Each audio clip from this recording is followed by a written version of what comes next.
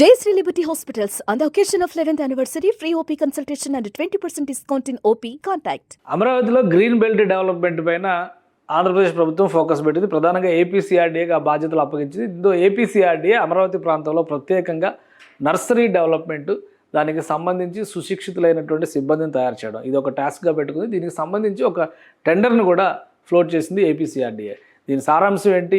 దాదాపు 96 లక్షల రూపాయల విలువతో అమరావతి, ఆంధ్రప్రదేశ్ రాజధాని అమరావతిలో ఒక మొక్కల నర్సరీని డెవలప్ చేసేటువంటి బాధ్యత ఇది. దానిలో ఏవే అంశాలను పొందుపరిచారో ఒకసారి విశ్లేషించేటువంటి ప్రయత్నం చేద్దాం. ఇది ఏపీసీఆర్డీఏకి సంబంధించినటువంటి వెబ్సైట్. ఇప్పుడు లేటెస్ట్గా వస్తున్నటువంటి టెండర్స్ అన్నీ కూడా ఇందులో మనం చూసుకోవచ్చు. సో ఇందులో లేటెస్ట్ టెండర్ ఇది హౌసింగ్ బిల్డింగ్ మెయింటెనెన్స్కి సంబంధించి construction of horticulture nursery cum training centre in Uddandarayunipalem. అంటే ఉద్దండరాయనిపాలెం గురించి ఆల్రెడీ మనకు తెలుసు. లాస్ట్ టైం ప్రధానమంత్రి నరేంద్ర మోడీ అక్కడే శంకుస్థాపన కార్యక్రమాలు అవి నిర్వహించారు కాబట్టి ఆ ప్రదేశంలో 96 లక్షల రూపాయల విలువైనటువంటి ఎస్టిమేషన్తో ఏపీసీఆర్డీఏ రీజియన్లో దీన్ని డెవలప్ చేసేటువంటి బాధ్యతని రాష్ట్ర ప్రభుత్వానికి ఏపీసీఆర్డీఏ టెండర్స్ పిలిచింది. సో ఆ టెండర్ సారాంశం చూద్దాం. ఏపీసీఆర్డీఏ పిలిచినటువంటి టెండర్ సారాంశం ఇది. మొత్తం 96 లక్షల రూపాయలు విలువ చేసేది.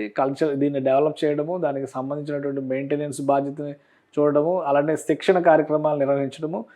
దీనికి సంబంధించి బిడ్ క్లోజింగ్ టైం ఒకసారి మనం చూస్తే కనుక మే 9వ తారీఖుతో క్లోజ్ అవుతుంది. ఆ తర్వాత ఆన్లైన్లోనే ఇది క్లోజ్ అవుతుంది. సో టెక్నికల్ బిడ్ కూడా మే 9వ తారీఖు 4 గంటలకి క్లోజ్ అవుతుంది. ఇది సబ్మిషన్ ఆఫ్ బిడ్డింగ్ ఏమో మధ్యాహ్నం 3 గంటలకు క్లోజ్ అయింది. So technical bidding 4th complete అయితే బిడ్ ఓపెనింగ్ 12వ తేదీన ఉంటుంది, ఉదయం 11 గంటలకి. అది ఏపీసీఆర్డీఏ ఆఫీస్లోనే ఉంటుంది.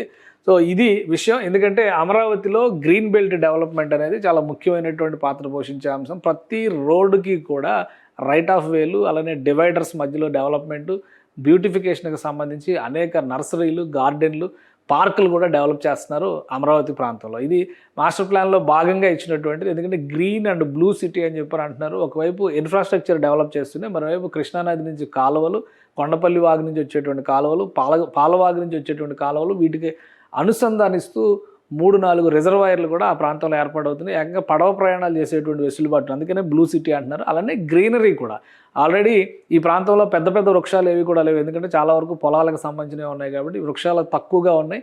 ఇప్పుడు ఆ గ్రీన్ బెల్ట్ అంతా కూడా నదీ సమీపంలో కాబట్టి ఖచ్చితంగా డెవలప్ చేయాలని చెప్పని మాస్టర్ ప్లాన్లో భాగం చేశారు. సో ఈ క్రమంలోనే పెద్ద పెద్ద పార్కులు, శాఖమూరు లాంటి ప్రాంతాల్లో దాదాపు 120-130 ఎకరాల పార్కులను కూడా రాష్ట్ర ప్రభుత్వం డెవలప్ చేస్తుంది. అలానే రహదారి వ్యవస్థ మొత్తంలో కూడా గ్రీన్ బెల్ట్ డెవలప్మెంట్ అనేది ఉంది. వీటికి కావాల్సినటువంటి గ్రీనరీని అక్కడే డెవలప్ చేసేటువంటి ప్రక్రియలో భాగంగానే ఒక నర్సరీని నిర్మించడం, దాన్ని మెయింటైన్ చేయడం, దానికి తగినటువంటి శిక్షణ కార్యక్రమాలు నిర్వహించడం, అందులో భాగంగానే ఈ ఏపీసీఆర్డీఏ ఇచ్చినటువంటి టెండర్ మనం చూడాలి. సో మే 12వ తేదీన ఫైనల్గా ఎవరికి టెండర్ దక్కుతుంది అనేది తెలుస్తుంది. అక్కడి నుంచి గ్రీనరీ పైన ఫోకస్ పెడుతుంది. ఇప్పుడు కన్స్ట్రక్షన్ ప్రోగ్రామ్స్, కన్స్ట్రక్షన్ వర్క్లు జరుగుతున్నాయి కాబట్టి ఇప్పటి నుంచే నర్సరీ డెవలప్మెంట్ కూడా జరిగితే ఇది ఆ సమయానికంటే కనీసం ఒక 6 నెలల కాలానికల్లా ఇది అందుబాటులోకి వస్తుందనేటువంటి అంచనా ఏపీసీఆర్డీఏ వేసింది. అందులో భాగంగానే ఈ టెండర్స్ రిలీజ్ చేసింది.